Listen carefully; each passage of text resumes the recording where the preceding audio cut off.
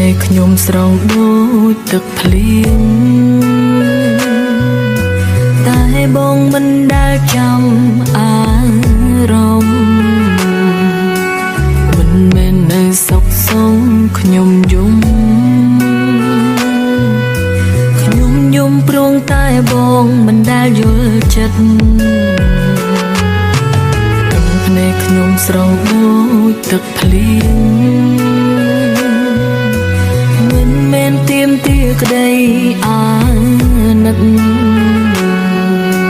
គ្រាន់ចង់បានក្តីសងមួយពិតឬបងគិតថាវាជារឿងតូចតា